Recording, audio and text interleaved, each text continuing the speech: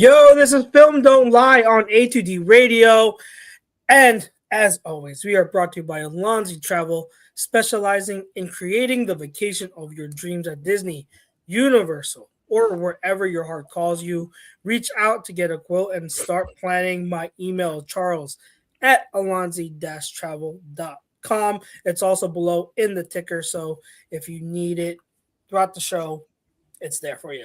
It's your boy Chucks. It's OGP. We are here on a Thursday night, a little bit of an adjustment. Yes. But we decided to go. We had some unforeseen circumstances pop up on Tuesday, like last minute, and so we were like, let's no show today, but let's try to move it. So we wanted to make sure we take advantage and get a show in because it is playoff time. So we wanted to make our thoughts known and let you know what we think heading into Championship Sunday. But Pete, how are you? How's everything holding up? I don't know if you wanted to touch on. Listen, man. Everything's good. It's as good as it can be. Tuesday night, my first son, he's been struggling for a little bit, but he finally said it was time. So rest in peace, Maximus Prime Evans. So when you have a pet that long, they truly become family, become part of your routine day in and day out. And his legacy will live on. Now, any other pets that I have, if I have any, will be held to that standard. And thankful for the 11 years, man. Thankful for 11 years. So I know he's up there now. He would be probably somewhere behind me, this corridor, this divider, probably looking for food or drinking water, what have you. So that's an adjustment. But no longer in pain. So you don't want to see him suffering. Yeah, absolutely. My thoughts and prayers go out to you and your family. It's tough. It's I've had a dog before that passed away unexpected, so I get it. And we have another dog right now, so like it's that life is tough because you outlive them. You outlive them. So but yeah, and then for me, Grayson had an allergic reaction. Yep. And we're just like, whoa, where'd this come from? So we rushed him to the ER. But everything is good. It seems like it's something. It was like an environmental allergy as opposed to something that was taken, like eaten. So that's a good sign. And we're all good. But we're here now. We are here on Thursday night with you. We are going to preview championship games. We're also going to give us our 2 cents on the NFL coaching cycle, which is pretty crazy right now as it continues to go on. So we'll give our thoughts on that. But to start off, because we didn't get the chance to do so, I know it's several days removed now, but quick thoughts on the divisional round of the playoffs. If there's like one game, one takeaway that really stood out to you that you had a take on, you can say it now. But like, if there's one thing that you wanted to mention as from the divisional round games. Ooh, I truly think if out of the 4 teams that are left, if they play their A games, both offense and defensive side of the ball, I think Seattle's in the tier by themselves. And I'm not saying that because of the margin that they won by. I'm saying as far as the energy, not just in the stadium, but on the sidelines, they single focused, right? Now we'll see, because I thought there was too much celebration in the divisional round, especially when they pulled out the belt and they went BTA on the sideline in the 49ers. But I think not only just with the NFC Championship game and hosting it, but the opponent as well is going to be enough motivation, right? So we'll see if they're up for that. And I think one of the echoing themes is just protecting the football. That's one of the things I've seen from the division round, is just protecting the football. Can't give the team extra possessions. A lot of these matchups were back and forth. They were fights. Every team was throwing haymakers, and then somehow momentum was on one side, and then until it wasn't. Right? We saw that in the Denver game. We saw that in the Chicago game. That's I would say. It almost makes you think how, and this is going to tie back to the Eagles a little bit, how the risk-averse attitude of Jalen, what benefits that has. Mm-hmm. Because I mean, look, Josh Allen had three picks, 2 fumbles, 5 turnovers. Caleb had 3 interceptions, and it's just Stroud had an all-timer. Yeah, just protecting the football, especially the turnover battle on any game, whether it's a preseason game, week 2, week 8, week 18, is always important in this game when we call football. But in the playoffs, it's of the utmost importance, right? So but I would say that's my one overarching theme. And I really think it's Seattle Super Bowl to lose. I really truly believe that. And then the underlying stuff you say, my minor would be just the protection of the football. Yeah. Protecting the rock. So alluding to, or piggybacking, I should say, off of the turnover theme, right? Mm-hmm. It's interesting to see the different, would you say, narratives, discourse, or like the viewpoints of each of the said quarterbacks, and that's interesting. What I'm taking. I mean, I'll start with Caleb because I think that even with how many turnovers he had, the overlying take on him is that like he's on his way. Like the future is bright for him and the Bears. He had an amazing bounce back sophomore season, and he's become everything that we had kind of foreseen him to be as a first overall pick, right? That the magic is there. He's not like he hasn't arrived, obviously. He still has issues with certain things, but like the amount of like we saw last year, we looked at Jaden Daniels and the Commanders, and we were like, he's legit because of all like the close games and all that. Meanwhile, Caleb had a really bad season, obviously with bad coaching, bad environment. Now the tables have turned. Right. You know, Jaden Daniels has like a disappointing and injury-filled sophomore season, and Caleb is on the up. And I think that like I still think both are studs. It's just funny how quickly things change in a year. It's a coin flip. It's a coin flip. Yeah, but like environment and health plays a very big part. It does. Now you have Jaden Daniels. He's losing his offensive coordinator, who's Cliff Kingsbury, who decided to walk away. Have they hired a new offensive coordinator? Not yet. So I thought I mean, they haven't. I saw somewhere that the Eagles are the only team that has an OC position open that's not also looking to replace their head coach. Like they're the last ones that have just the OC position.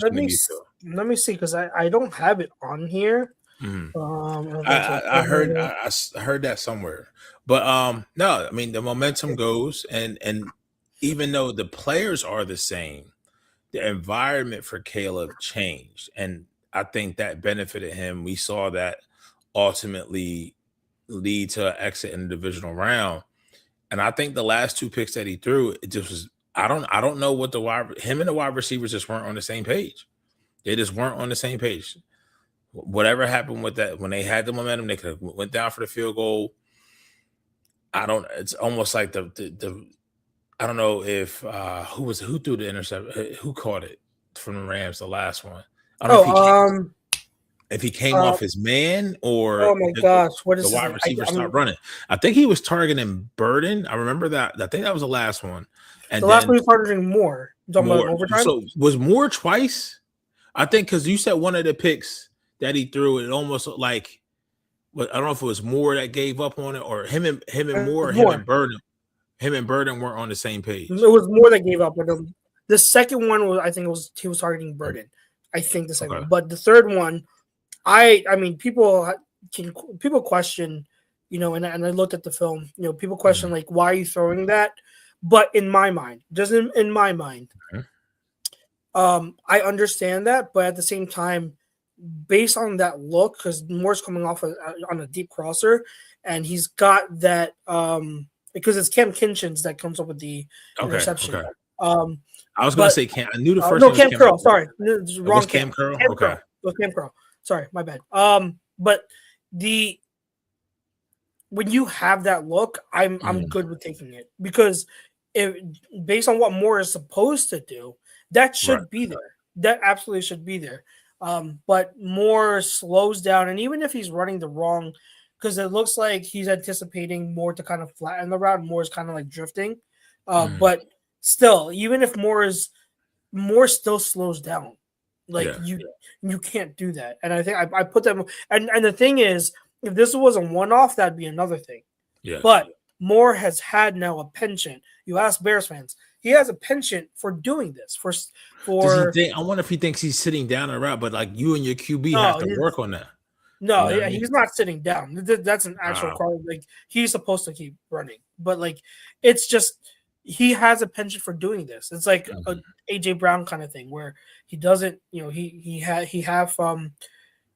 goes half on a lot of his routes and he stops and like or he runs a really bad route and it's just the effort is questioned sometimes. So like he's probably going to get traded this offseason. Plus like his contract is trade friendly. So they're probably going to move on, but like it's that pick I don't mind as much. And it sucks because it's backbreaking. So I understand why people say like don't take that risk at that point. I'm okay with it because if you hit on that, you are like deep in their territory. You have like I thought they were I almost felt like that play because they had the momentum and on that drive they started to run the ball somewhat efficiently, and I want to say they were probably 10 to 15 yards away from being in really respectable field goal range. Yeah, borderline. Yeah. But if you hit that shot, if you hit that shot, game's over. You're in really good field goal range, and you have if you want to keep running it and maybe get in the end zone, you can. So it's there. That's what I'm saying. Like I don't blame him because that pass should be there. That opportunity should be there.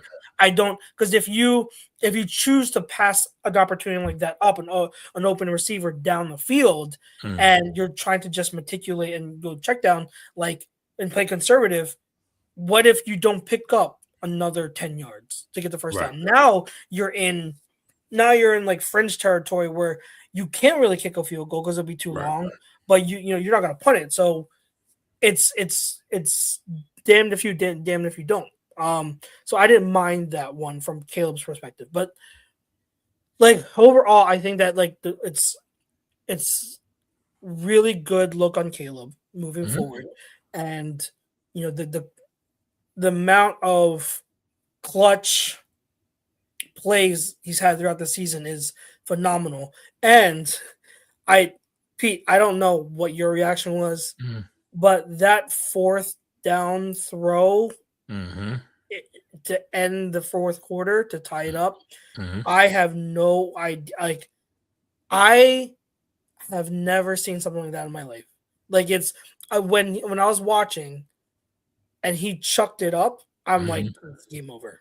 It's game over. And out of nowhere, Komet comes down with it, and I'm just like, how did now he comes down with it? I mean, it's almost like he dropped it in the bucket. Now the counter to that is like, what does he have to do to not put himself in that position? But the arm talent to be able to do things like that if in that position. So it's the double-edged sword on how you look at it, what lens you're looking at it, right? It's funny you mentioned that. Yeah, because it's funny you mentioned that the play before or two plays before, he misses the short out route. I forget who. Was it to Adunze? I forget who it was. But I don't remember who it was. So that's one word. Yeah, it's bad Caleb. It's the inaccurate Caleb, But then he makes up for it with that kind of play, and he's done that over and over. It's incredible to see. So like he's become the most, I think you can make a good argument, the most entertaining quarterback in the league now, for better or for worse. It's I think somebody said we were in our chat offline, like it's like almost early Pat. Yeah. But or Aaron Rodgers even. Yeah. Yeah, I would say legs wise, probably a little bit more elusive. Oh yeah. More athletic. Arm talent wise. Yeah, when Caleb moves, when he's going linear, like a straight line, he He did it on that one. I think it was on that last drive before the interception. He scrambled for a first. The first down. Yeah. Yep.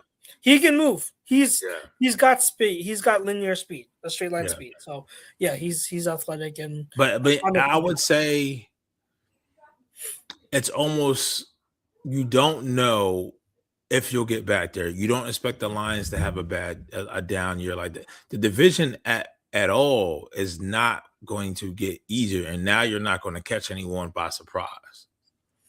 It's just saying, and what's interesting about that is I could see a scenario, because obviously, similar to the Commanders, like you go into next year, you're going to have a tougher schedule. Mm-hmm. Things are going to, regress to the mean. Mm-hmm. You literally read my mind with that. So I wouldn't be surprised if their record is a little worse, but I also wouldn't be surprised if even with a worse record, they're a better team. I mean, they could be a defensive player away, and I wouldn't even say really if Rome takes a step forward, if Burden takes a step forward, with Loveland there as well. I mean, they could add a different weapon as well. They could take a step forward on both sides of the ball and finish 12-5, 13-4 next year, depending on what the schedule is. But also at the same time, you got to think defensive coordinators now have a full year of not just Ben Johnson being a coordinator, how his play call and his sequencing is, but his offense and what he likes to do. Right. So yeah. There's SJM doesn't leave a comment. He says playing from behind finally caught up to the Bears. If they were able to sustain leads on a regular basis, they'd probably be playing Sunday. Hell of a turnaround and run, though. Yeah, I think it's part of the learning process for them, because they're so young. A lot of the core pieces are young. They do have good veterans on there, but still the core is young. Caleb is young, obviously, and so it's that whole learning process of how to put things together. They're still putting things together, and next year, as they're in year 2 of Ben Johnson, they should be able to hit. If I'm them, I'm definitely focusing on the defensive side of the ball. Now, don't get me wrong. The divisional round, the defense played above their head. They definitely played above their head. I was okay. I didn't expect them to kind of hold them like that. But at the same time, I think Ben Johnson took advantage of certain things that he saw on the Rams defense. And then you have an experienced defensive coordinator, Dennis Allen, and he got the most out of his personnel. So if you can already make a very good recipe with B or C ingredients, imagine what you could do if you have the better ingredients. How much better would that meal be? Yeah. How much better would the taste be? Right. So anybody can make it. I mean, if you're a decent cook, you can make a cheap steak taste good. But if you got a Wagyu steak, now we're on a different level. So, and they got cap space. They're going to have flexibility. I don't know what the free agent market looks like for defensive players that are impactful. Could they be a trade target for a Max Crosby or something like that? If he wants to get out of Vegas, that could definitely be someone like that, something that does something for that defense, just to play on a more consistent level. And then Caleb will take another step in this, as far as maturation and protecting the football, not having those lapses where he's missing those outs. Everybody's going to have them. A QB is going to have bad throws every game, but it's the bad throws that lead to bad decisions and extra possessions for other team. That's the difference. Yeah, absolutely the difference. Yeah. The other quarterback, the second of the three, CJ Stroud. Talk about surprising from the. I don't want to say collapse, decline, regression. I don't even know if I would call. I don't know if I would call it that. I would call it more of. Some people may feel validated, and some people may have seen this coming because he's. I want to say trending this way, but maybe he played with almost too much of an urgency, and so I think. Let me frame it this way then. Do you and I'll answer the same questions. What do you think has been the root cause of his downplay? His poorer play especially since his rookie year.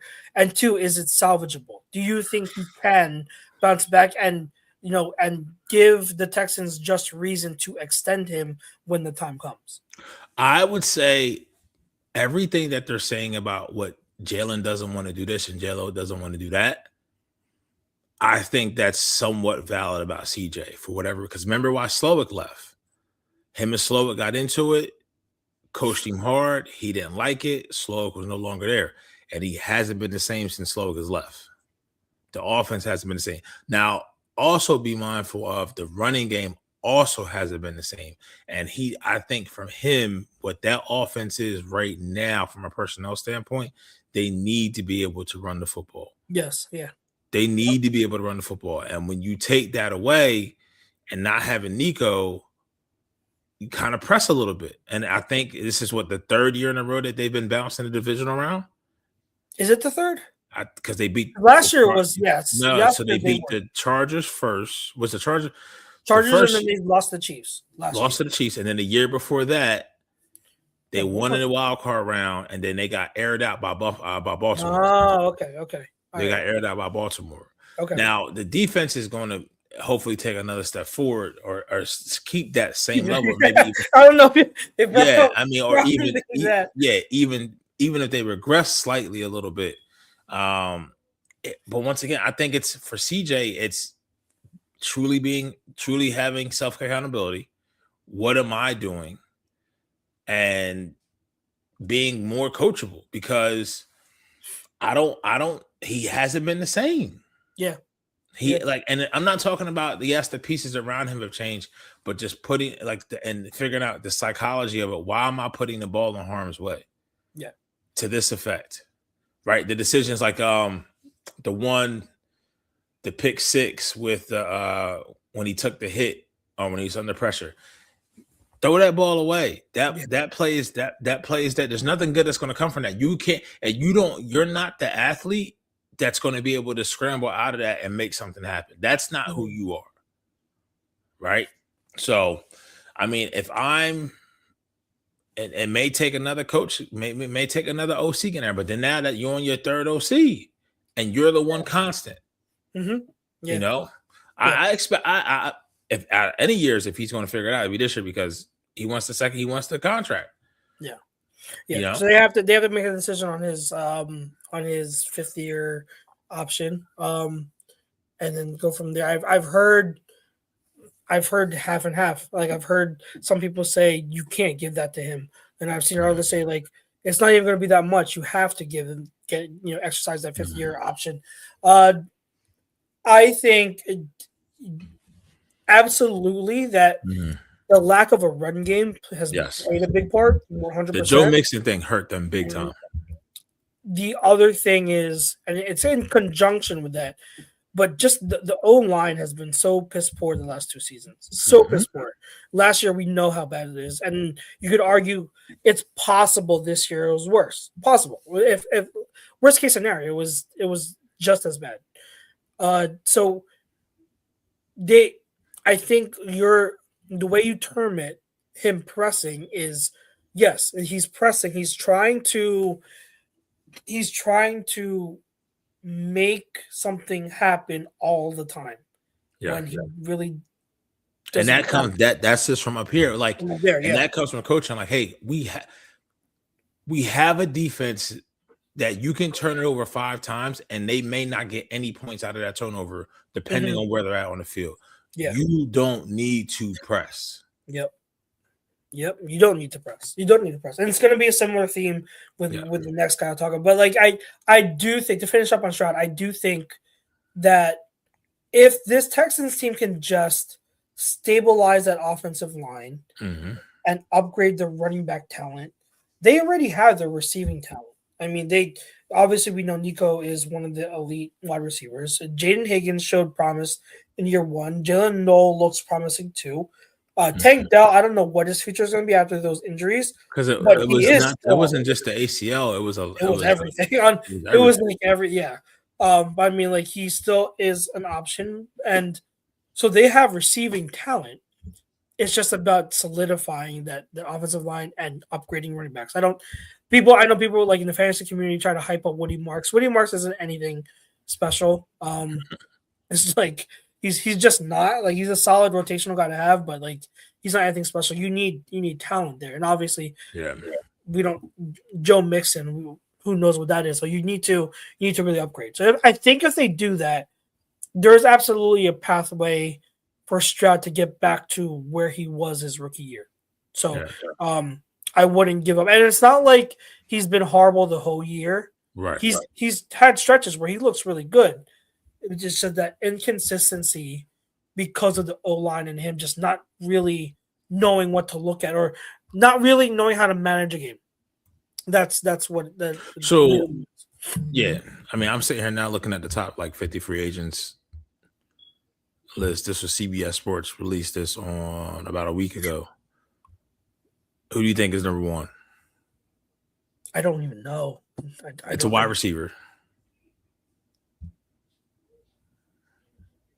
Alec Pierce? Number one out of all top 50. I forget who's I haven't looked at it, so I'm like scanning through my head. It would not be Alec Pierce in any circumstance. Well, Alec Pierce is good. So I'm trying to think top wide receiver. He was involved in a trade this offseason. Oh, Stephon Diggs. No. Really? Younger. I'm having a brain fart. You're just we both love this dude if he can keep his fucking head on straight. Oh, George Pickens. Yes. See, I was having a brain fart. Like, yeah, I was just like, so I'll give you the top five are Pickens, Henderson, Daniel Jones, Jalen Phillips is number 4, Tyler Lindenbaum is number 5. Who, if I'm the Texans, somebody like that to anchor in your offensive line. Yes, 100. You see what I'm saying? Yeah, 100. Yeah, 100. And then you build out from there. Yep. Absolutely. Alec Pierce he's number 6. Alec Pierce is good. Like in terms of like deep threats, Alec Pierce is one of the best deep threats there are right now. He's one of those guys where you're like Alec Pierce is down there somewhere. You know that meme?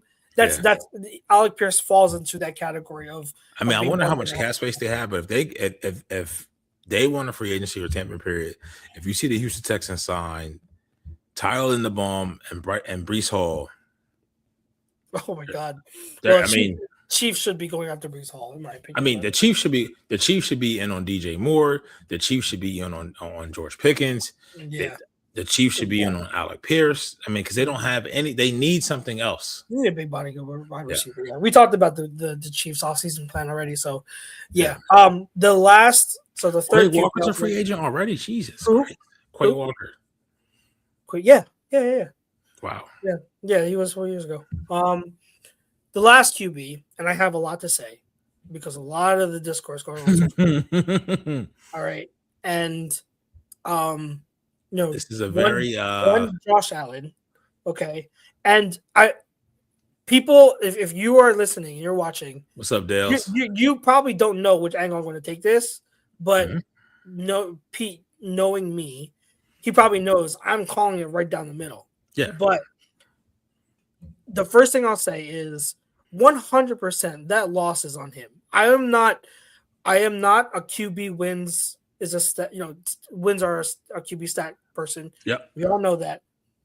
But this is a pure example of this is on the quarterback. This is absolutely on the quarterback. This is you cannot do what he did recklessly in a game like that. And it's not even just the turnovers. Everyone has been pointing to the turnovers, which absolutely valid. 100% valid. Point at the turnovers. Not enough people are mentioning the missed opportunities late where he did not connect. The first one was that I think it was 3rd and goal, and they were in the high red zone or something? Yep. And it was the Patriots were the Broncos were showing all out blitz, and he throws a screen to Shakir, but he dirts it. If he throws an accurate what's up? Yeah, puts the ball on him. If he puts the ball on him, very likely a touchdown. Very, very likely a touchdown. It's the easy throws for him that don't connect, and you just boggle your mind.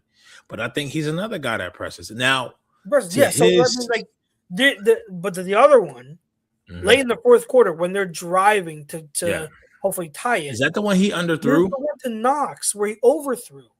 Where if he connect, I think that was on third. Oh, he was streaking and he was streaking. Knox got his backhand up on it, but it was too high. It's too high. If he hits Knox there, they said it on the broadcast. That's likely a touchdown, and it's not like I know. I don't think anybody was in front of Knox to the boundary. That's where a lot of throws I've seen where wide receivers are open, like QBs are not leading them to a safe spot where they can either put air on it or they have to force it. We saw. Listen, it's crazy. We saw it Monday night when Fernando Mendoza was throwing back shoulder to Charlie, whatever his name is, 80 on Indiana, and every key third and fourth down. We don't see that anymore. Like back shoulder throws, we haven't seen them to be that effective because it takes timing and precision and practice. You have to work with your wide receiver. Not saying the throw to Knox was that. Obviously, it wasn't. But for Josh to be okay, I have this much space to the boundary, and he has his defenders behind him, and the guy that may be in front of him doesn't have enough depth to block to impact this. If I throw the ball here, like he was trying to get it, it's almost like he was trying to treat Knox like he was already in the end zone instead of put it on Knox, and to let him get yards after the catch or let him do what he does to try to get in the end zone. Yeah, and as I was saying, I know he had pressure to his backside. Yeah, and he probably feels that. But you're Josh Allen. You got to make that throw. So those two missed opportunities should absolutely be talked about just as much as the turnovers. And it's not the same. Like we talk about getting to the parody of it. We just talked about CJ Stroud. What horrible game. Horrible. I didn't see any tweets about CJ Stroud saying, I feel bad for CJ. This is the whole why. Time, but Josh gets the sympathy tour. Yeah. I don't like that. Yeah. The difference with me is I will never put that animosity towards Josh because that's not in Josh's control. who want to coddle. It's the people that want to coddle him, and that's where I put my. Because he's not asking for that. He's not asking for that. He's just balling, and I appreciated his press conference where he was emotional but took all accountability. He's like, I feel like I let my teammates down. That's what you want to hear because there is no other thing. Like, do that, and I'm good with it. So I have no ill will towards Josh. I have ill will to those who are coddling him and saying like, feel bad for him, like the NFL social media account on Twitter. Yeah. Like you don't have to feel bad for him. He did this. He did it to himself. And like this is what I was talking about, Peter, is that like I know the Bills didn't have the greatest roster, the best roster out of this. But the thing is, they have the best player left in the playoffs. And he had to be a guy who's going to make those plays when they came to make plays. And it was there. He didn't make them. And that's the difference. That's the absolute difference. It would have been a whole other story. Had he balled out with like 4 touchdowns, but they still lost, I'm not putting this on Josh Allen. Right. I'm saying, look at the team. They couldn't get a stop. But that's not the case. So like this loss specifically is absolutely on Josh Allen. He deserves criticism. Now let's flip it. Okay? Because in the process of criticizing Josh Allen, there are fans who want to pile on and now say, oh, he's a choke artist. Oh, Josh Allen will never get it done. He'll never win because he doesn't know how to properly manage the game. He's going to throw turnovers left and right. We need to calm down. We need to take a step back and realize, hey, criticizing him for one game is not the same as looking at his body of work objectively and calling him out for what he should be called out on. Did you know? Okay. And I pulled up stats to help this because I've always said Josh Allen is not a choker in the playoffs. He's come up big more times than not in his postseason career. In the postseason, 15 playoff games, he has 29 touchdowns and 6 interceptions for a passer rating of 101.5. Wow. in his he hadn't thrown an interception in 6 straight playoff games up until that Broncos game. And this one I'm not like 100% sure, but like I think it's roughly this. Out of all those games, there were only 2 playoff games where the Bills lost as the betting favorites. So keep that in mind. Okay. It's not, but it's he's this magnification where you're the defending NFL MVP, and you hear like the last 3 years you got bounced by Patrick Mahomes. He's not there, right? Mm-hmm. So Thanos for you, your kryptonite is not even relevant. Like he can't be the one to stop you, right? And Lamar's not there, Burrow's not there. So you had it, and I mean, truth be told, they really shouldn't have won last week in the wild card round, honestly. But hey, so he benefited from that, right? But the thing is, he showed up in that game. He showed up in that game. Well, if he played the same game then and how he took care of the ball, they win this game. They win the game 100%.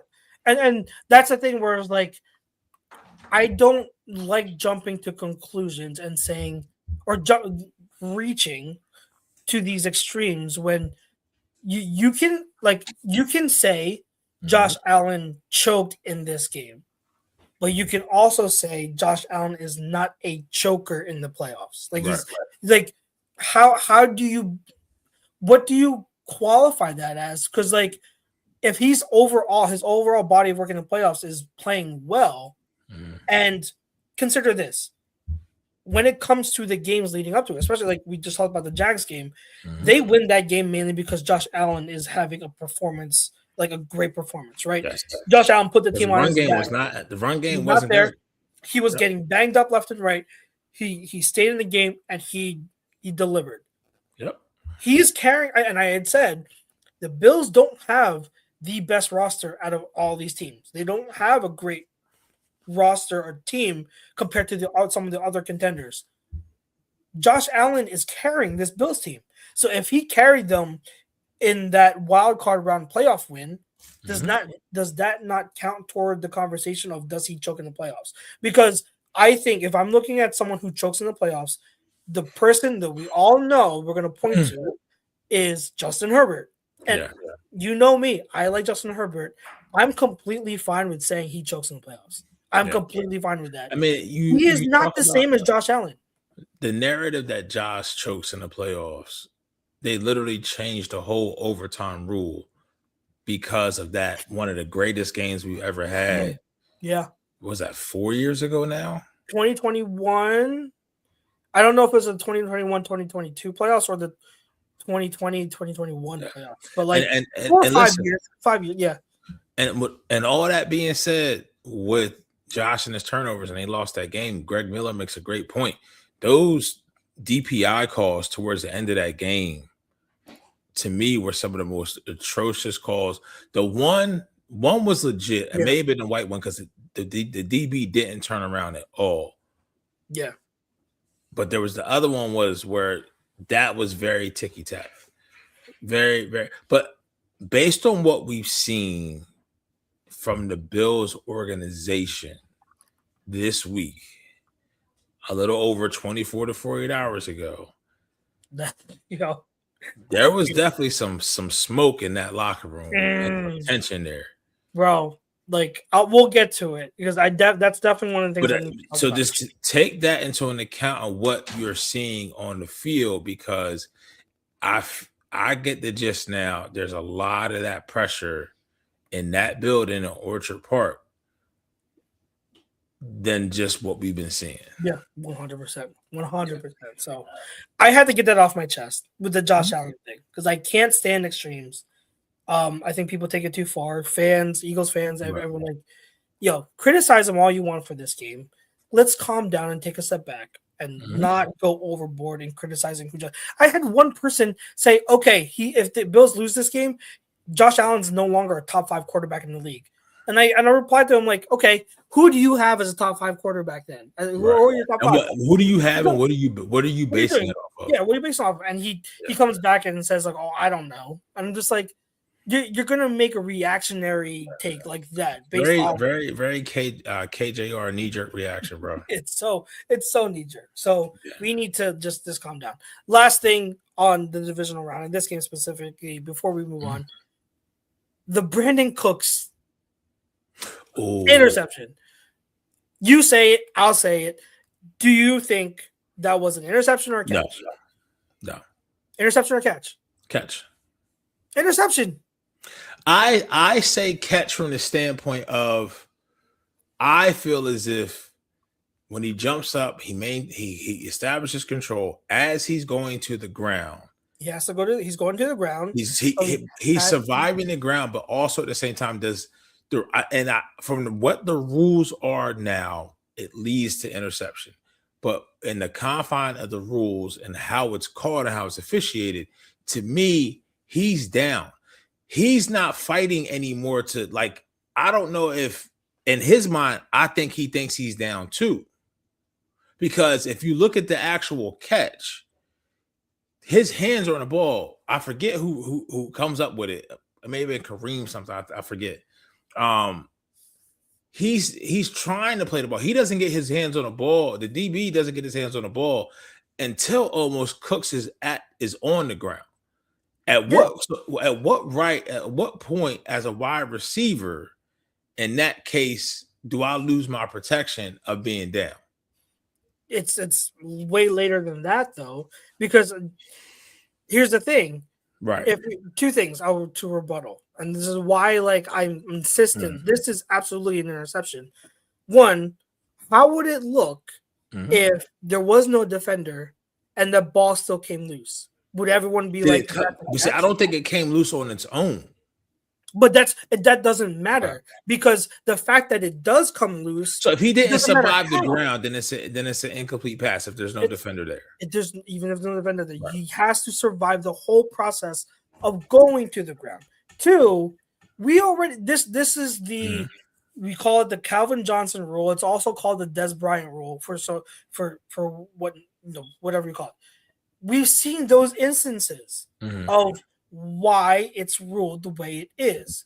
So we should be able to have learned that, okay, you have to survive the ground, as in like you go to the ground and you have to keep control until otherwise. Like it's not like, control halfway through when your body turns. No, you have to, it has to be in control as you're on the ground the whole time until the play is dead.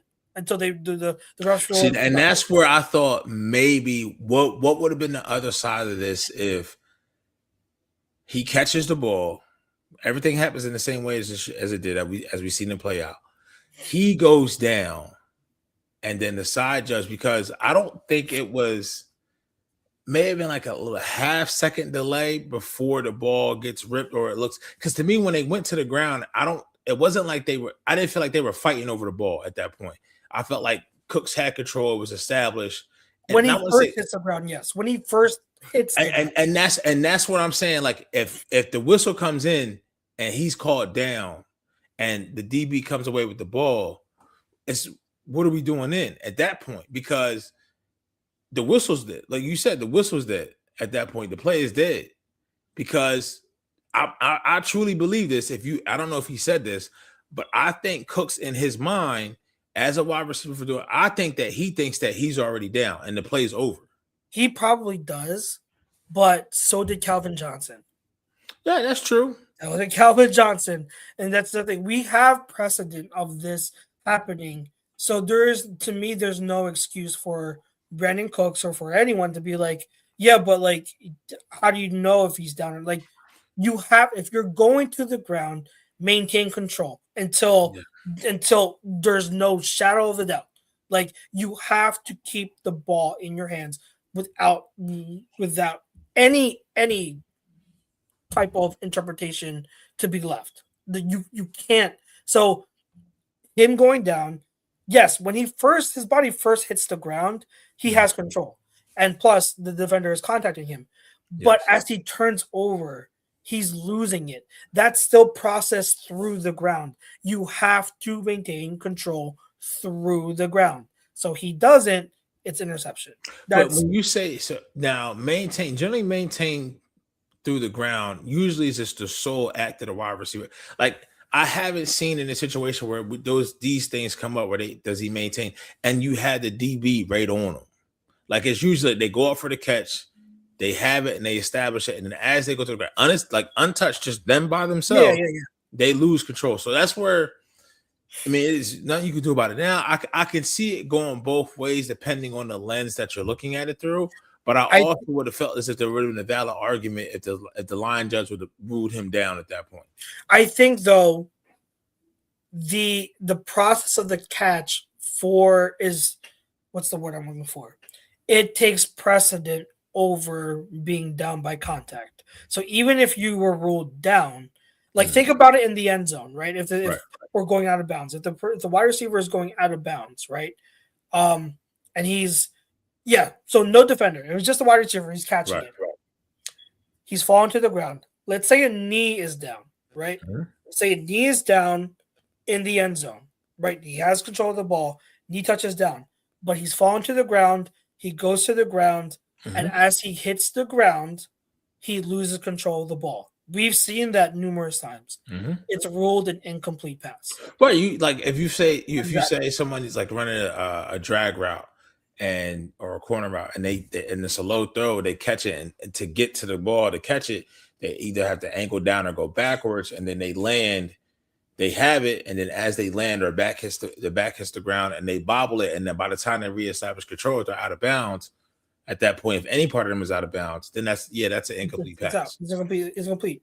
So the process of maintaining control, that takes precedent to are you down or not?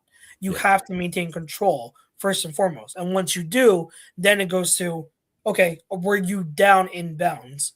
To where now we can say okay, you have it. So that's what it is, and I think to go back to my point from several minutes ago, if you go and look at that play, Brandon Cooks has a step.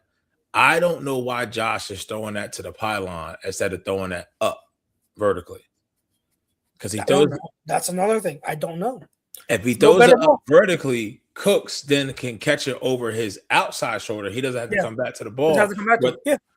It's so many throws that I've seen to where ball placement is not either not being coached enough or just making poor decisions because put it in a position to where only your guy has a chance or it's incomplete. And this is at every level, right?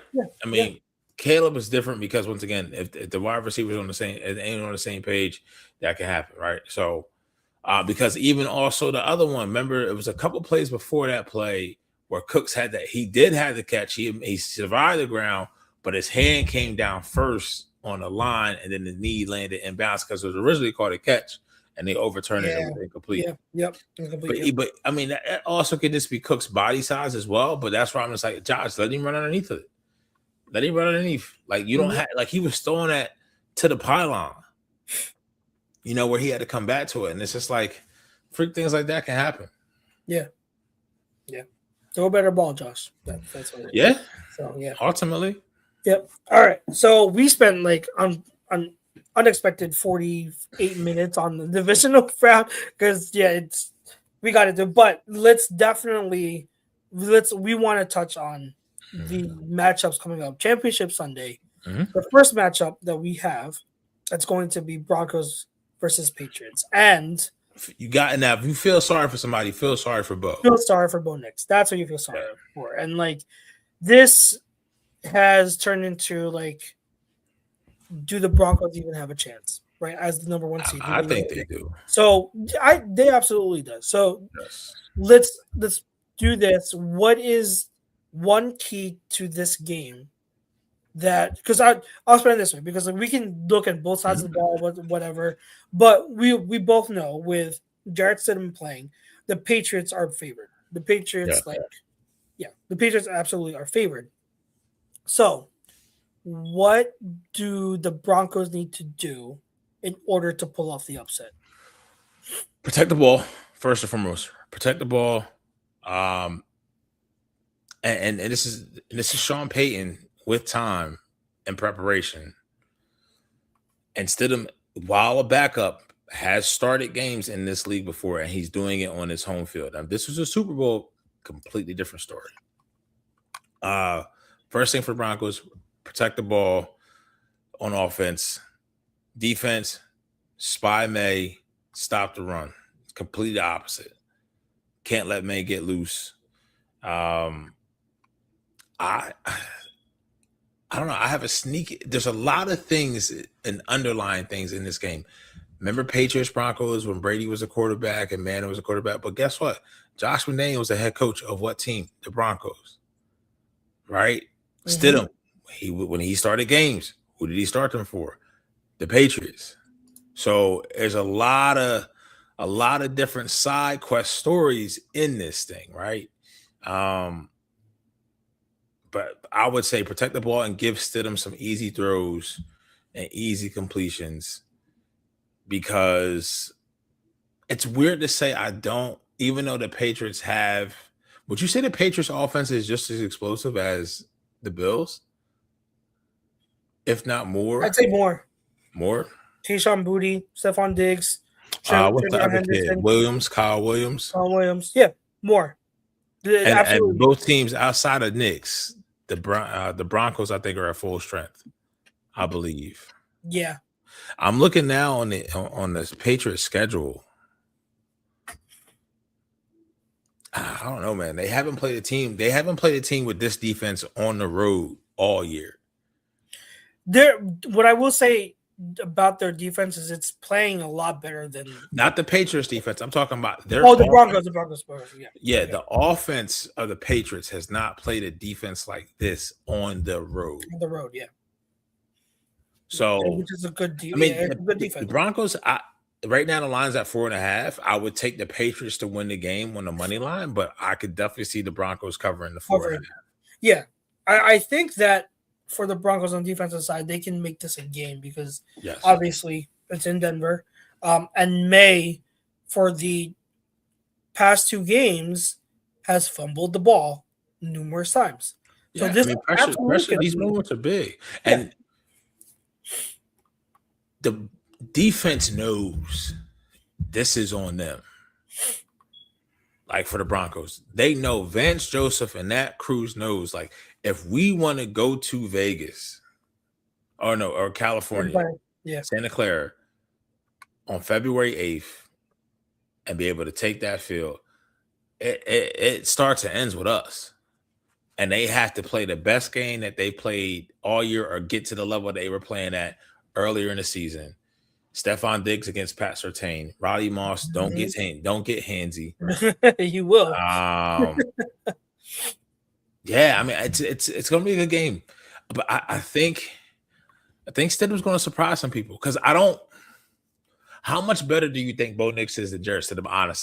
Honestly, I think significantly better, but not like it's because it's funny because I've been the Bo Nix doubter all year, right?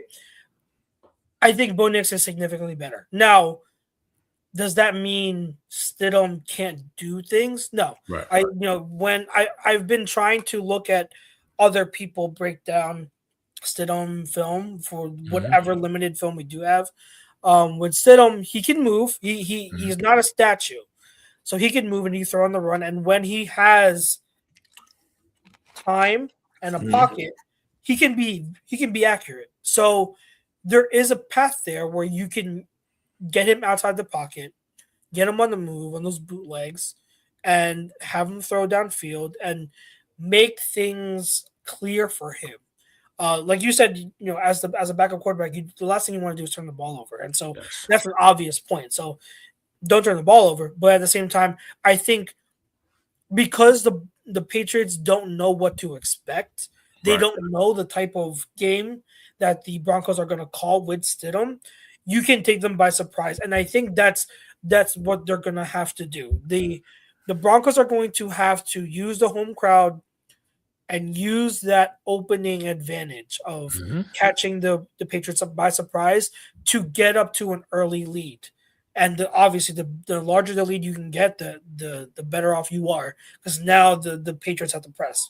Right. So, as the Broncos surprise them, now schematically, I like the idea of getting Ramondre Stevenson activated in the pass game. Yes. Because I think it's going to be a little tough to run on the Patriots, but Ramondre Stevenson is a good receiver. Get him involved, screens, wheel routes, angle routes. Because he's a good receiver. So get him activated in the pass game as like that check down.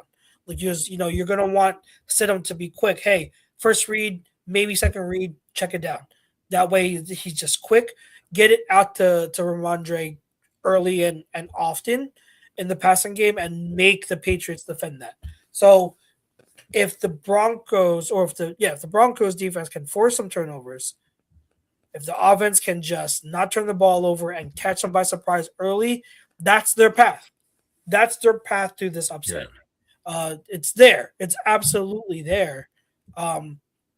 My big question is those things are very tough to all of those things put together as a complete package to accomplish are difficult.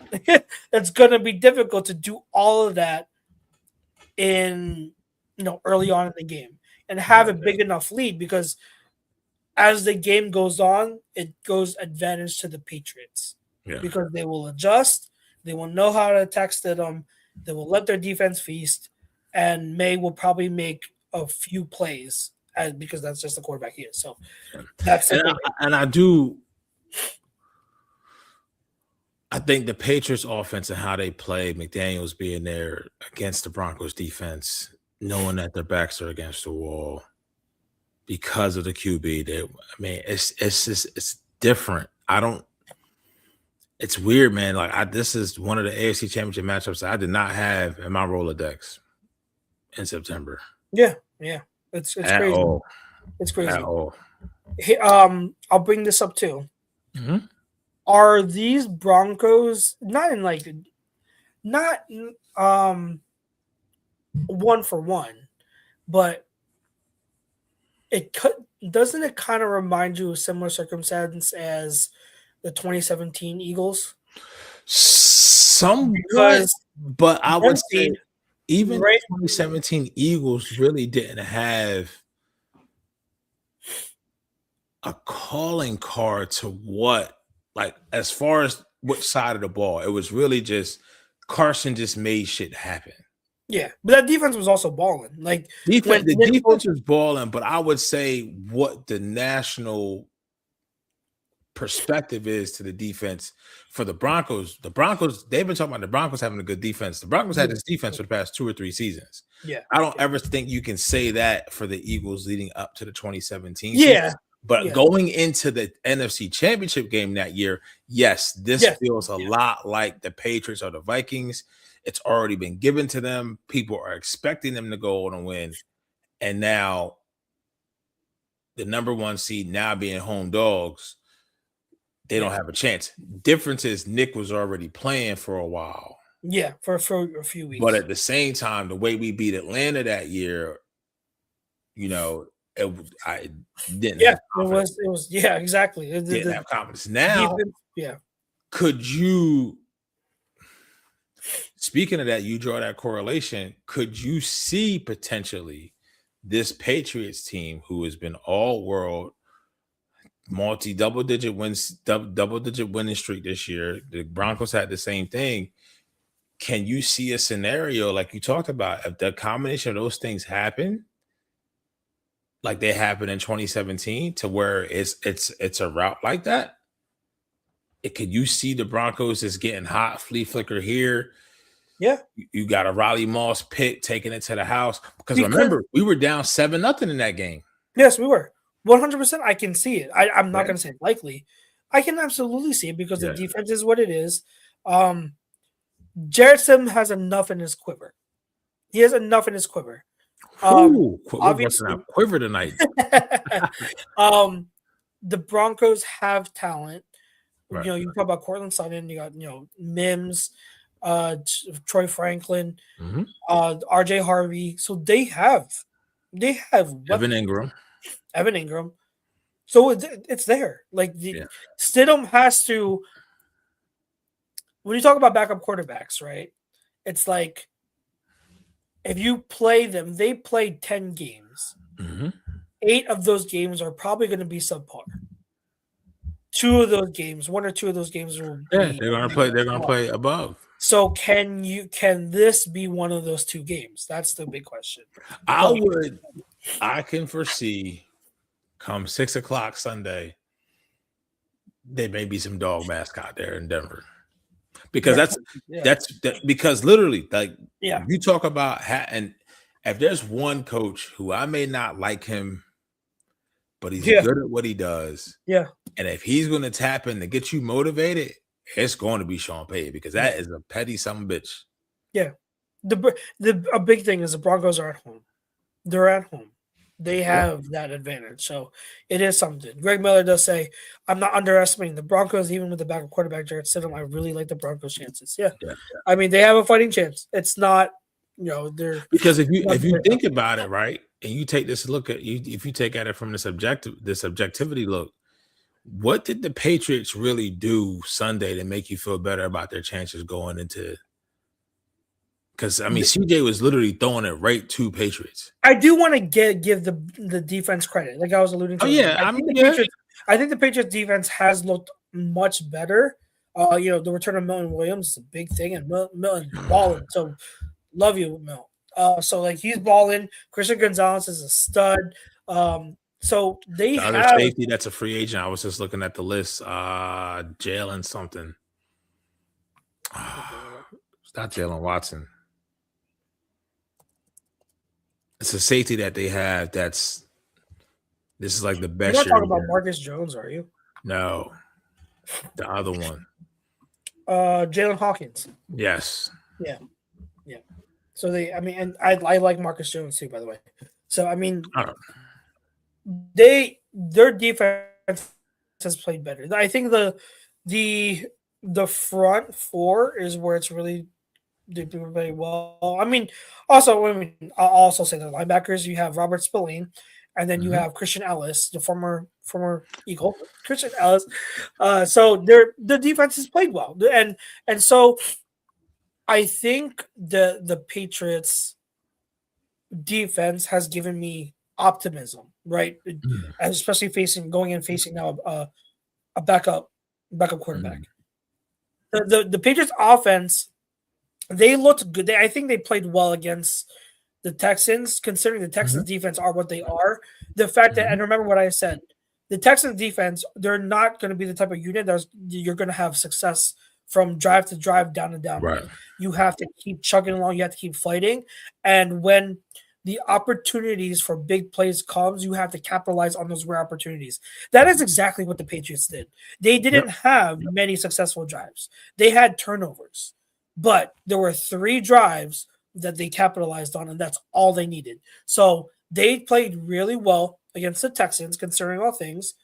But they also did, again, May did fumble several times again, which has now been 2 games in a row where he's fumbled several times. So that's where I'm just like, May, you got to hang on to the ball, because the last thing you want is to give this Broncos defense and this team confidence that they can make it happen by turning the ball over. That's the last thing you want. So have they done anything to make me more confident? I think more so on the defensive side. That's where I'm like, okay, like Patriots can do this. But there is that, obviously, the big factor of the turnovers. Yep. I mean, so let's pick it, right? Who we got? I'm gonna, just because, like, I don't know, like, I do want to give the Broncos a fighting chance, and I do.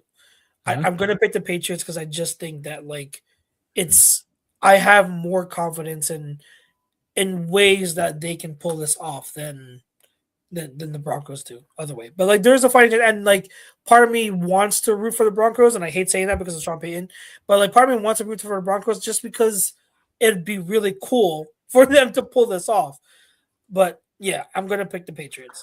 So I'm going to go Broncos win by 3. And the reason why I say that is I don't, like you said, we don't like them. You're giving a Super Bowl winning head coach motivation and time to prepare and he's at home, and his game manager is usually pretty solid. I don't know, man. It's like you said, that rallying cry that the Broncos have, and the Pats haven't really. I don't know if I can't say the Texans didn't challenge them, but the Texans, anytime they got into the game, CJ threw them right out. Yeah. So they didn't really have to press, you know what I mean? It was just, and then you were at home, you were comfortable, the momentum in the building was rocking. This is going to be the completely opposite of that in that environment, from an environment perspective. So if you get down early, can May bring you back? Yes, he definitely can. But can't tell me Nick Bonito not gonna be in that kitchen and gonna try to get his hands on that ball. He will. What's the safety that we like that they got? Long haired Polynesian cat. Oh, Talanoa Hufanga. Yeah. That's aka the guy that I thought Sidney Brown could be for us. That's, if you want to see what my hopes were for Sidney Brown, it's Talanoa Hufanga. And for Sidney, such a well-spoken guy, but he puts the uniform on, gets on that field, and it's like his IQ drops by 50 points. This is the difference between the two. Okay, one, coverage. Talanoa Hufanga is not nearly as liable. Liability in coverage. Two, Hufanga finishes his tackles. They're both heat-seeking missiles, but Hufanga finishes. Yeah. He makes sure he finishes.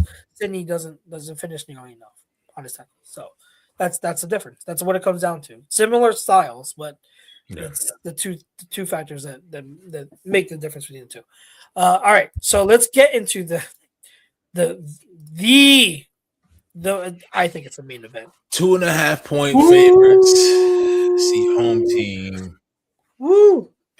You want to start? You want me to start? You can start. Kenneth Walker. That's the key. I knew you were. I'm not. Let me finish.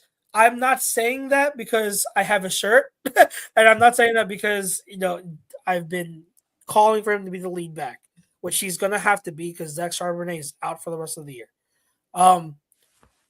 Because that is literally what the key is for the Seahawks. Mm-hmm. The Rams can be ran on. The Rams can be, and Kenneth Walker did that. I think it was week 16, their matchup then. Kenneth Walker had 11 carries for 100 yards, a touchdown, 3 receptions for 64 yards. So he gashed this Rams defense weeks ago, not too long ago. Sam Darnold, as we know, he has there's no need to get into it. We know Sam Darnold can turn the ball over. How do you minimize that? How do you make sure that you're not putting him at as much risk? Run the ball, get into good down and distances. So you have to run the ball as you've been doing. And the Seahawks, for the past several weeks, that running game has been clicking. So if you do that, if Kenneth Walker can take over this game, I am very, very confident that the Seahawks will win. I think that's the correlation. Yeah. If Kenneth Walker takes over, has a great game, the Seahawks win. That's the X factor. Yes. I don't think this is a rout, but I don't think this game is in question, and Seattle's going on to Santa Clara. Because the defense it's just going to be even more so. And they have kicked it into a different gear since the end of the regular season. And at the running, Clint Kubiak, I don't know why he wasn't on the Eagles' radar last year. Okay, if your last name is Kubiak, guess you can design some runs. You can design a run game if your last name is Kubiak. Who's going to take the backup role now behind K9? George Halani. Okay. Yeah. AJ Barnard, JSN. And it's really, as long as Darnold doesn't throw 4 picks, they should win this game. Yeah. I don't know about how much, but they should win this game.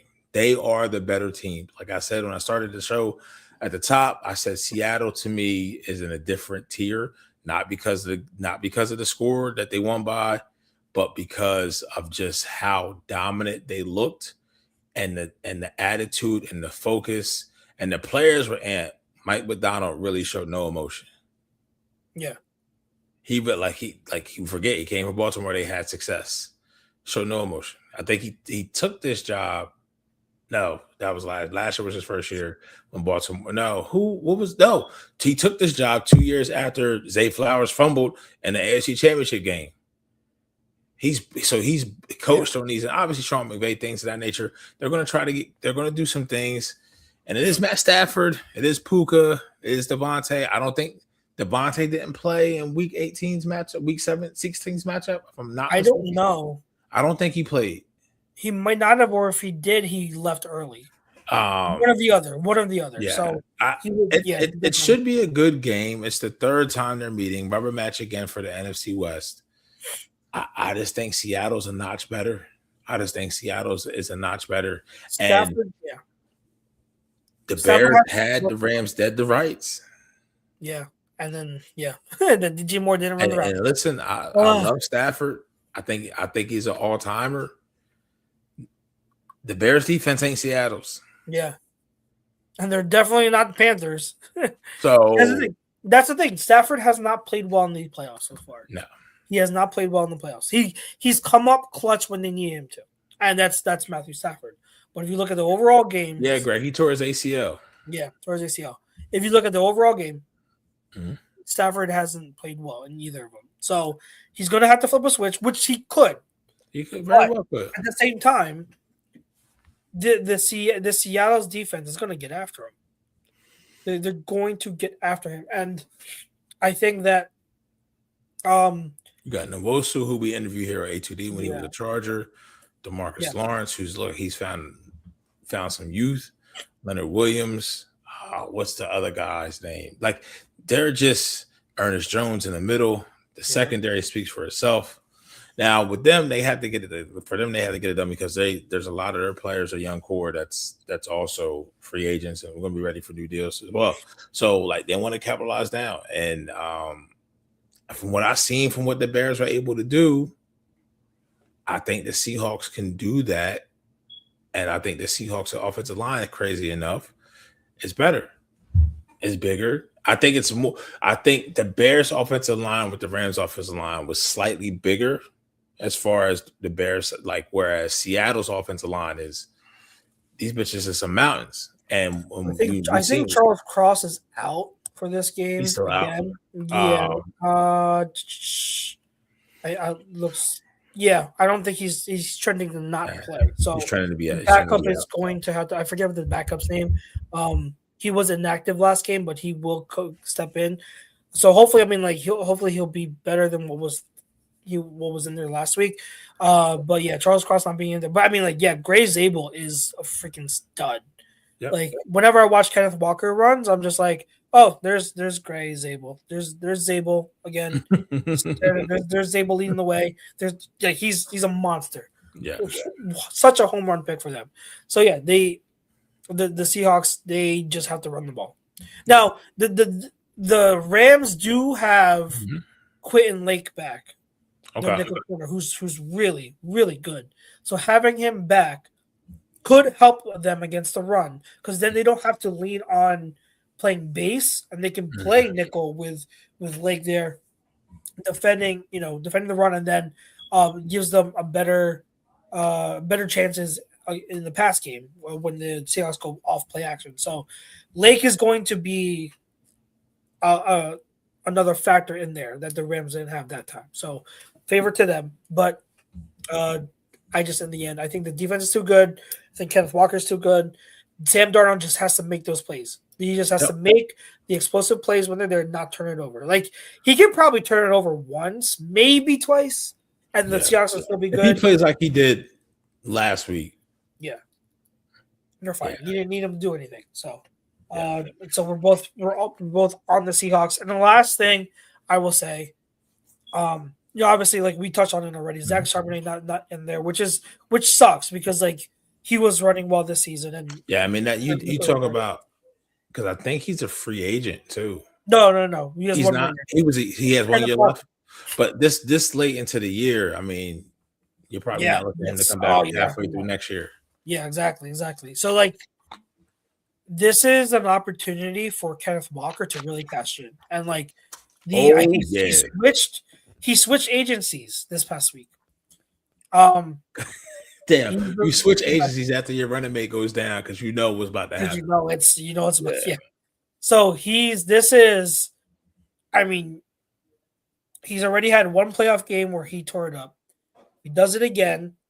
Is this, and then going to the Super Bowl, they're probably going to lean on him again. If you're talking about if he could lead the way for the Seahawks and be their focal point of their offense, and he comes up has monster playoffs performance, he's going to make bank.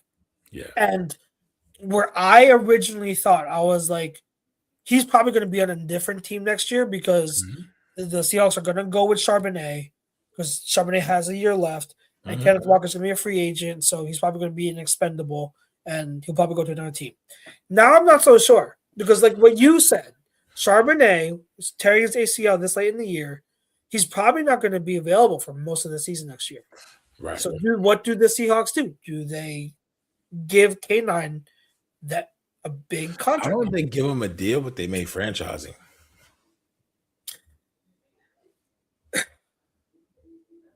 Okay. Would he be worth that to them? Yes. You know. I don't. Everyone knows I'm going to say yes to that question. Yeah. So. Especially if they go on to win the Super Bowl. Yes. You franchise them. Hell, at that point, they may sign him. They may give him what he want, but at least franchise. Yeah, at least franchise, and at least as the first step into locking him up because he's going to want to be paid. He's going to want to be paid, and he should be want to be if he has a monster playoffs. He should absolutely be paid, 100%. So yeah, all right. So that's our picks for the Championship Sunday games. Before we get out of here, we have to because it's been nuts. So many opportunities. It started off. It was 10 openings. Now I think we're down to Stefanski to the Falcons, Harbaugh to the Giants, Minter to the Ravens, Salah to the Titans, halfway to the Dolphins. So that's half. So that's 5. Yeah, and then the coordinator hires Drew Petzing to the Lions as offensive coordinator, Mike McDaniel, offensive coordinator to the Chargers. Zach Robinson, offensive coordinator to the Bucks. Eric Bieniemy, offensive coordinator to the Chiefs. And then this sucks. Christian Parker, defensive coordinator. Yeah, that sucks. I'm not gonna. Let's not get into all of them. But do you have one that you definitely want to hit on? Because I definitely have I have a few, but what do you lead off first? So you're asking me which one out of the ones that are hired or one that are left? It doesn't matter. Anything coach's cycle. Do you want to touch on Sean McDermott being fired and that travesty of I wouldn't want to work in none of those conditions. But now this stop. Insane. I could not believe what I was hearing. In that press conference, I'm like, bad call. It was a bad call. Like, dude, who is that? Who's going on? And then he says, oh yeah, the coaches wanted Keon Coleman. They're the ones that really pushed for him. We weren't that high on them. And then there's video of them talking about how they wanted Keon, and we're hoping he would fall to them. Yeah. It's just beyond and now you probably have to let Keon go. And then I will tell you this. I've heard this. Dable says he may come back to the Eagles job if he doesn't get the Buffalo job or he doesn't get the OC job in Tennessee. My thing is, if I'm any head coach's prospect, any coach, you got an owner in that situation where you got the GM feeling uncomfortable. I don't want that job. And you got the best player in football. You have one positive light here, and that's Josh Allen. You have to be I would say James Cook is a second. I'm sorry. I apologize. You have Josh Allen and James Cook. Mm-hmm. You have to be you have to like those two players a crap ton to overlook what that ownership and management is. Because like I'm looking at I laughed. I laughed when the news came out that Sean McDermott was fired, yet Brandon Beane was going to be promoted to president. Promoted. He's carrying the same title as Howie now. That is insane. That GM who has done nothing to improve it almost felt like Terry was. They were in the room, the three of them, and owner was going off on Sean. This, and this, and Sean probably looked at Brandon Beane. Terry, the owner, looked at Brandon Beane, and then the next words out of his mouth sided with the owner. You get a nod, Sean. There goes the door. You know what I mean? It's crazy. It's absolutely insane. I wouldn't want to be in that. Like, no. I think it was Jordan Rodriguez that made the suggestion that Dayball should take the job because it's probably one and done. Because it's probably going to be his stepping stone to another job. You think so? I don't know, because like it's looking like it. I mean, it's weird to say this about a Josh Allen led team, but they are one bad season away from rebuilding. Like, yeah, I can say maybe not rebuilding. Very slippery slope. I am sorry, I will not say rebuilding. They're one bad offseason away, or one bad season away from retooling. Because when you have Josh Allen, there's no rebuild. But man, they got that roster. But I would say for Dable already having familiarity with Bean and Pagula, maybe, but then at the same time, I mean, now you had that buffer when you were there as OC through Sean. Sean isn't there anymore. You don't have that buffer. You don't. It's so that. Yeah, so I would say out of the jobs that are left from a head coach's standpoint, you have Vegas, you have Vegas, Pittsburgh, Buffalo, Arizona, Cardinals. What's the fifth one? And Cleveland. Yeah. So I mean, you rank those in order. I would probably say, obviously, Pittsburgh won. I may say Cleveland too, because at least one side of the ball and talent they have. I would probably put Arizona last because you have questions all at quarterback. Arizona's last. Arizona's absolutely last. Then that leaves us with Vegas and what was the other team I'm in? And Buffalo. Vegas, Vegas would be the type of, if I'm Vegas, I'm going after like a Lincoln Riley or somebody like that can, hell, I may even try to get the coach from Indiana at that point. Give me the quarterback and the coach, because you can just build. There's no expectations here. So this is what I was going to ask you, Pete, because you're ranking them. I would agree Steelers at one, but I would also say I could argue that right there is the Raiders. There. Why? Because the expectations and the opportunity? Because you are starting from scratch. And like I was thinking about it earlier today, I'm like, if I'm a coach, right? I'm going in there. I think that opportunity is very enticing because you are building from scratch. It's like, okay, I don't have a bunch of money tied into this much. Like I think their cap space is really big. They have a lot of cap space to be had. You have the number one overall pick. You have a quarterback who's waiting in the wings right there to be picked, Fernando Mendoza. So you have the young quarterback that you're about to pick. You know it. Like he is there. He's who you're going to select. You have Tom Brady as a partial owner, who's the GOAT. You have a lot to work with. That is, to me, I get it that it's the Raiders and they're in Vegas. They're not the Oakland Raiders anymore. They're the Vegas Raiders. But that is more intriguing and exciting to me as a head coach than the rest of those vacancies. Because it's a blank slate. You can really You can really build a culture there. Yes. Think about it. If you're confident enough in your abilities, and you mentioned guys like Lincoln Riley and the I forget what his name was, the Indiana coach. Like, and you Singretti, something like that. Yeah. So, like, something like that. because you got Genti there. Kurt Cinetti, yeah. Yeah, you got Brock Bowers. Michael Mayer still on a contract. Bowers and Genti. Are you kidding me? Yeah, like two elite people at offensive positions. Yep. So that is exciting.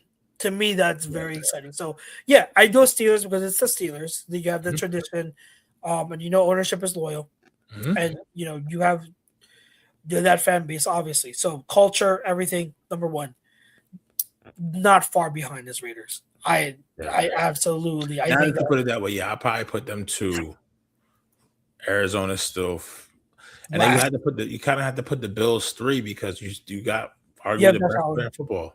Yeah, you have Josh Allen.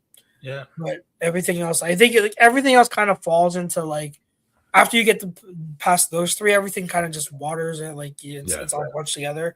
So yeah, the hires that I wanted to definitely touch on. I mean, you have Jesse Minter just announced earlier today as the Ravens head coach. I think that is a phenomenal hire. Yes. I think it's absolutely great hire. Makes absolute sense because he was with the Ravens. Yeah, he was with the Ravens as a defensive assistant years ago, and him coming back, it just makes a ton of sense. And he screams Ravens, Ravens culture. So, love that. That's like an A. If I were graded, that's an A. The other one, Mike McDaniel, the number one guy I wanted for the Eagles OC, takes, and I can't even be mad, Pete. As a football fan, I can't even be mad. Him going to LA to be the offensive coordinator for the Chargers and to coach Justin Herbert.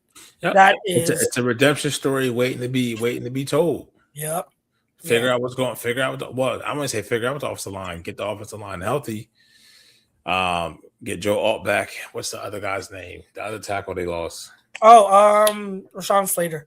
Slater. Yeah, Slater. You get those two back. I mean, I hope Slater's injury is really, really bad. So who knows, how long it'll take for him to get back to form. But yeah, he's a stud. So if you can get those two back long term, absolutely, you're cooking.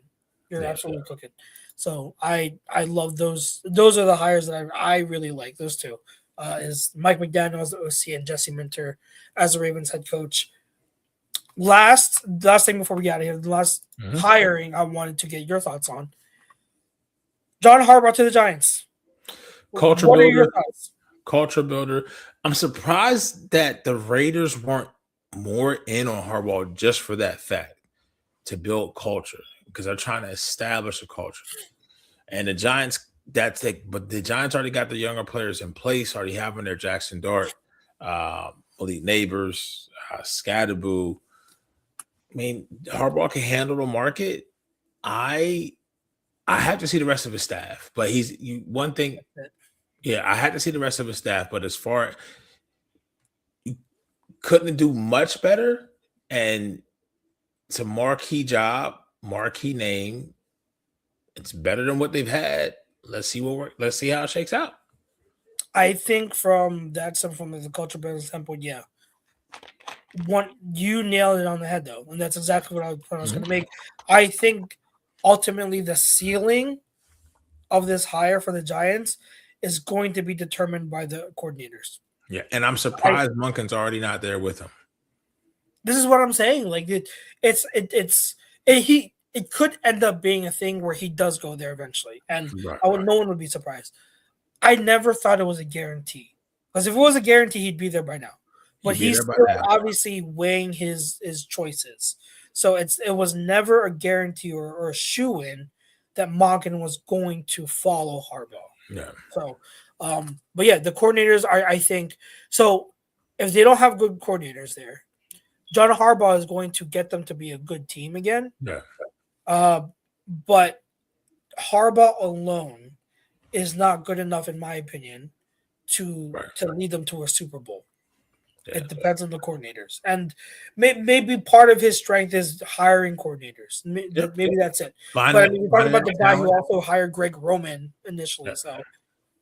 So I don't know. We will see. We will absolutely see. I was never, when he was fired, and we talked about it in the chat, everyone was like, I felt like most people their reaction was, "Oh, it's similar to like Mike Tomlin loses his job. Mike Tomlin as a candidate." I don't don't know. think There was they're more contentious there. There was more tension in Baltimore for whatever reason. exactly like I don't. Yeah. I think that the I think you can make an argument. You could look at John Harbaugh and have more question marks and concerns surrounding him, and put more on his departure than Tomlin on his departure with the Steelers. Right. John Harbaugh never, like, when he became a candidate, I never considered him for the Eagles. It never Yeah. was like I want him, because we Yeah. talk about Tomlin. Like, if Tomlin ever became available, like as an Eagle fan, if we had a head coaching vacancy, Right. there's just like, yo, Tomlin. But with Harbaugh, no, I never got that feeling. I never got that thing, and it's just there's too many question marks, and I don't have like it didn't make sense to me to want to go from Nick Sirianni, who is a CEO head coach who doesn't call plays, to John Harbaugh, who is CEO coach who doesn't call plays. Yeah. So yeah, I just want to get that out there, that it's the Harbaugh thing himself in a vacuum doesn't concern me with the Giants. Yeah. It's the coordinators. We'll see what the coordinators do. So Yeah. I agree. Anything else on you wanted to touch on? Nah. Cowboys got better. I hate that. Cowboys got better. Christian Parker is a diamond in the rough, man. Future head coach at some point, if he wants it. Pair that up with Schottenheimer, the offense can pretty much run itself. We'll have to see if they're able to retain Pickens or not, where Pickens lands. But definitely an upgrade from what they had. And still waiting on the birds. We'll see. I don't want them to be in a rush, so I'm not panicking yet. Not a lot of names are falling off the board. This coaching cycle has been very fast, not just for head coaches, but for coordinator positions as well.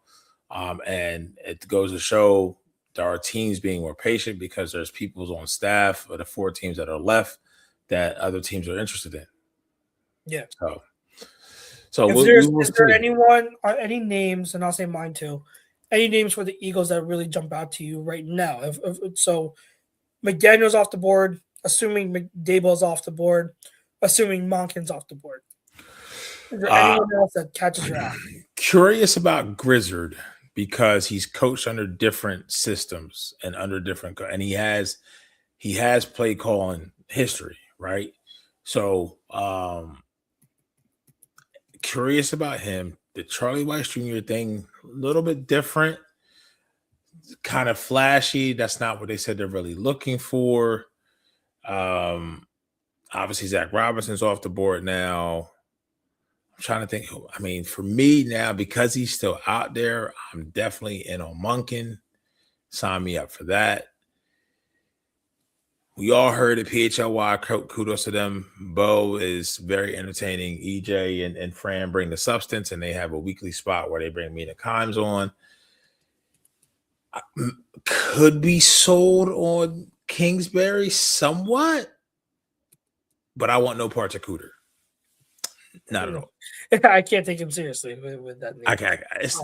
No parts of that. And it's nothing against the guy. It's just like when you're OC on an offensive coaching team, and you don't call the plays, you really have to wow. We've seen that with guys from under McVay. Like, they get in the room and they get in these interviews and they can just play. You have to have always translate. You have to be a young guy who's an up and comer. Yep. Because then it would make sense. Because then you're investing in the future and the upside.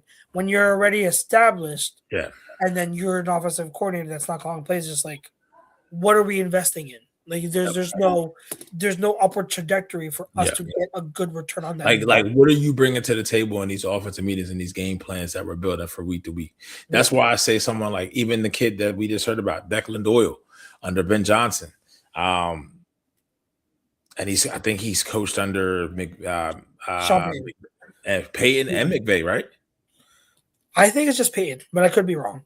I think I only saw Peyton. That could be someone as well, but then that's a lateral move. Well, like, what are you doing to entice him Yeah, to get out of there. Now, what you could do, and how you pose that to make it more attractive is like, hey, like this Full is you. autonomy. Yeah, Yeah, you this have is. full I don't autonomy. know if you have full autonomy, but you're gonna have more influence and more input, and be able to get play call, and experience under Nick, because he doesn't want to do that right now. That's where You know what I mean? it gets to be. Yeah, all the young guys you mentioned, I'm on board. Really, So Greg? Charlie, I'll get into that. So Charlie Weiss Jr., Yep. Nate Shieldhouse, the passing Shieldhouse, that's another one. Yeah, passing corner of the Rams. Declan Doyle, I touched on last week, I believe. Mm-hmm. With Declan, absolutely interested. He's intriguing. He's an upcoming star. I feel like he screams to me as someone who would be best off another year under Ben. Like you need, because you're not calling plays. How Ben used to be looked at. Yeah, and you've only been with Ben 1 year. Yeah. Like to me, if I'm looking from just Declan's point of view, 1 more year under Ben would be awesome. I think that would be ideal. Then you're really, really good. But I mean, like if he wows you, then 100%, like get him. So those 3 young guys, I'm on board for. Cliff, my stance is known on him. Mm-hmm. I don't like it, but I would be lying if I said there wouldn't. I'd be lying if I said there would be nothing that he brought, because he would bring something. He would bring a good run game, a good swing game, which we haven't had in ages. So, yeah, there are those pros with Cliff Kingsbury. But with Cliff, I mean, it could be right for any of these guys, but with Cliff, the first chance he gets a head coaching opportunity, he's out. He's gone. Yep. But the 2 names that you do not, I would not like. I would throw something at Howie's face if they hired one of these guys. 1, Matt Nagy. Mm-hmm. Okay, and 2, the guy right here, Greg Roman. Greg, love you. Thank you for tuning in. There's no way Greg Roman should be the offensive coordinator here. Yeah, and I'll explain to you why. I think I don't think from a conceptual perspective and track record that you might as well just kept Patullo at that point. There is a reason Greg Roman is a journeyman OC at his age. You look at his resume, or his resume. He's only at teams for a few years and then gets fired. What is the common theme of why he gets fired? It's because even though he comes in there and his run game designs are really good and he's able to establish a good run game, his pass game stuff sucks. Like, it's just not good. His pass game stuff sucks. They're just you don't want that here. You do not want Greg Roman here. And I know, like, PY put up some stupid take of like, every time we've hired a Chargers offensive coordinator, we've gone to the Super Bowl. No, I am not testing that theory with Greg Roman. He's going to be the outlier of that. Yeah, there's no way. So those are the 2 names. Like, I feel strongly against Cliff, but I would take Cliff 10 times over Greg Roman or Matt Nagy. So, like, they are just Greg Roman and Matt Nagy have become my, like, please God, don't do this to me names for the Eagles. I can't do it. I can't do it if it's them. I can't do it if it's them. So, yeah, Greg. But thank you for tuning in. That I can get that off my chest. Yes, All right. So we ran long, but we definitely had a lot to talk about. It's the playoffs. The season is coming down to an end. We've got 3 games left, but that doesn't mean that we won't be here. We will be here every step of the way with you as we get to the Super Bowl. We got a few more weeks left. For those who are programming now, if you're listening, Film Don't Lie, since we're just a football show, we do take breaks. We do plan to take breaks, just like we did last year during the summer, during the off season. We will be with you for the rest of January and February. So we'll recap and bring the season down to a finish after the Super Bowl. So January, February will be here. We take a month off in March to catch our breath. April comes by, we will be back draft for a month. Season. Draft season, heavy draft seasons. We're gonna have a lot of good content for you. So join us back in April. May, June, and July we'll be taking a 3-month break for for the off season, and then we'll come back at you in August as we get ready for training camp and preseason. So that's we do have 4 months off in total. So that is programming now. But we will be here again rest of this month and February to cover everything with the Super Bowl and the playoffs. Thank you to Alonzi again, our sponsor. Remember, guys, if you're thinking about a vacation, now is the time to start booking. It's the beginning of the year. Start booking, especially, I guess, when you get your taxes back, right? You got your taxes back, tax refunds. Hey, no better way to spend it than on experiences. Go on vacation. So if you got vacations in mind or you're thinking of, reach out to me, charles@alonzi-travel.com. For myself, for OGP, and the rest of us at A2D Radio, we thank you. Enjoy Championship Sunday. We will see you next week. Should be back on a regular scheduled time on either Tuesday nights live or Wednesday mornings pre-recorded. So catch us then. But until then, we will see you next week. So then, peace out. Everybody be safe. Be safe.